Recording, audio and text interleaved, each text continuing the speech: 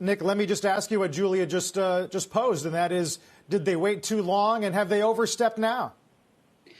Well, I definitely don't think they've overstepped now. I mean, if you had have looked at Parler in the recent weeks, you would have seen that people were on there calling for the beheading of Congress people, attacking government buildings, you name it. It was a violent place. It was like the seventh canter of hell came to life as a social media platform.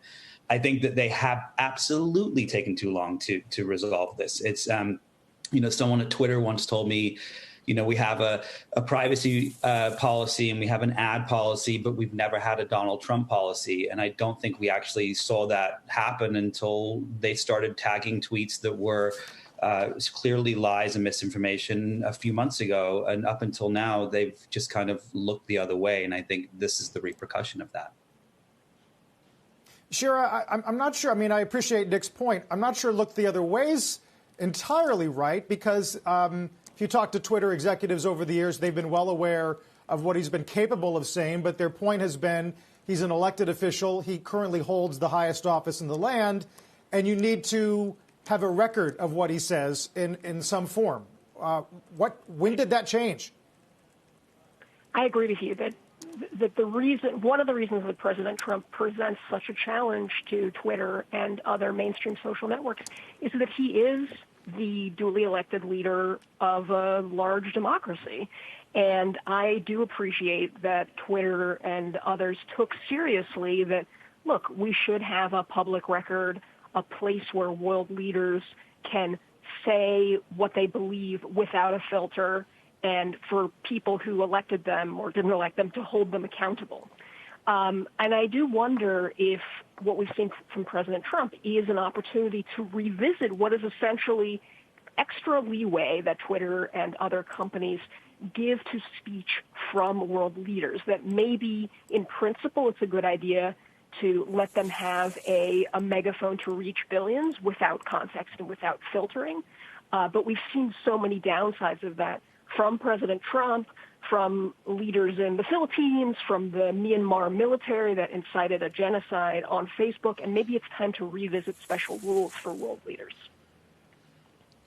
Yeah, Nick, I'm curious for your perspective on that. The market seems to think that losing Trump is a bad thing for Twitter. That stock is down since it banned President Trump. But what do you think, as someone who is so familiar with that platform? What will the implications be for its user base, engagement, et cetera?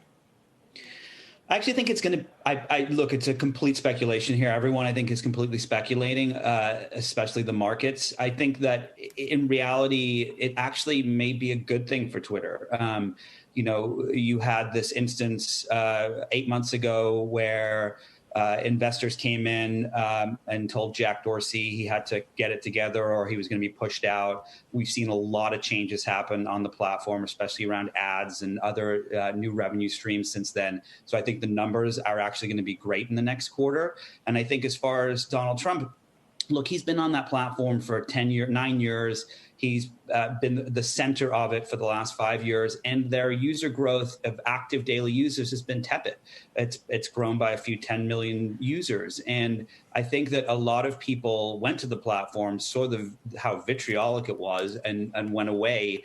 And I actually think that this is an opportunity for Twitter to actually kind of fix itself, and it's been broken for a long time in this regard.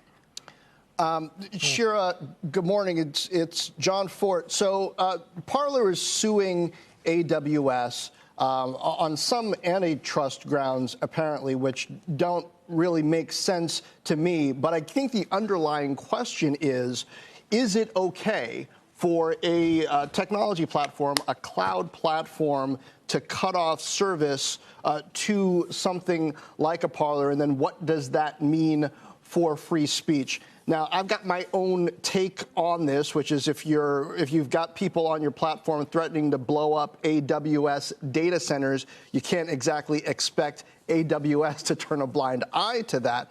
But how do you feel about it?